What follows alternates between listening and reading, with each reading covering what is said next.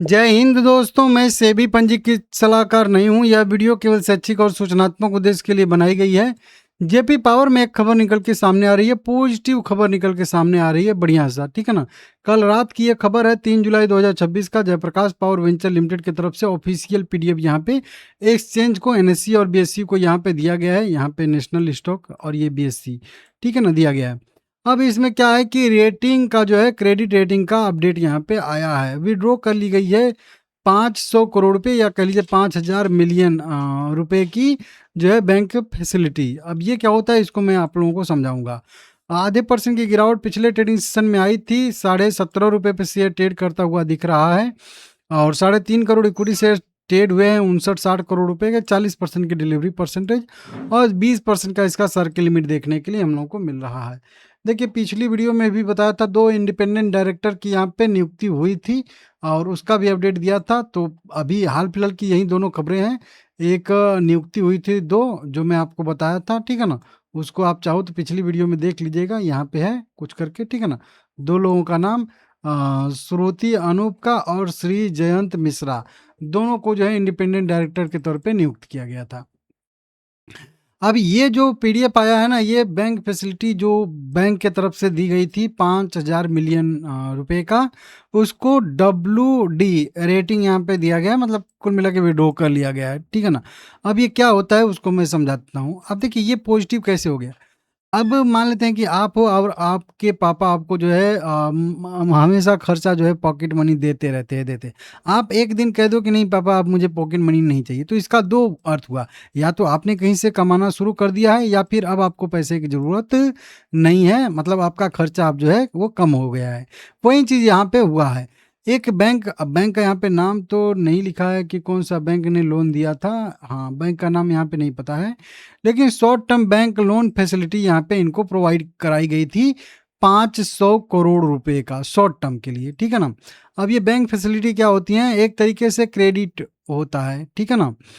कि जब भी मान लेते हैं एबीसीडी कोई भी बैंक हो, वो जेपी पावर को बोल के रखा था कि आप 500 करोड़ रुपए का हम जो है आपको बैंक फैसिलिटी देते हैं। जब भी आपको कभी पैसे की जरूरत पड़े, जब भी किसी भी कार्य के लिए जब भी पैसे की जरूरत पड़े, 500 करोड़ रुपए तक आप जो है यूज कर सकते हो कभी भी।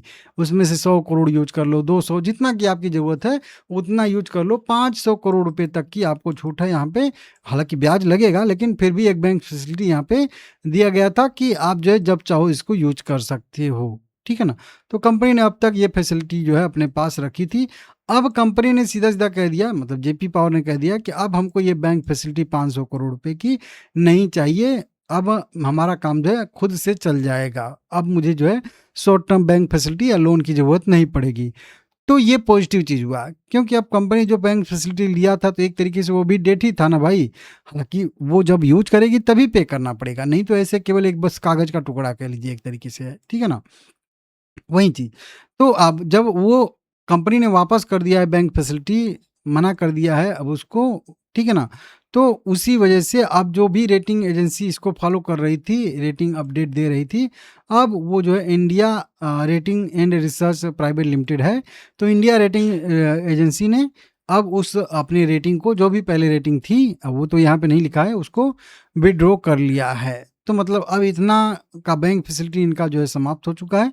अब कोई भी यहाँ पे दिक्कत यहाँ पे नहीं होने वाला है। कंपनी को पैसे की ज़रूरत कुल मिला के कह लीजिए फिलहाल में नहीं है। हो सकता है कंपनी को भरोसा हो कि आने वाले समय में कंपनी अच्छा खासा नेट प्रॉफिट करे करे और खुद से जो है अपना जो भी पैसा है उसकी पूर्ति कर ले।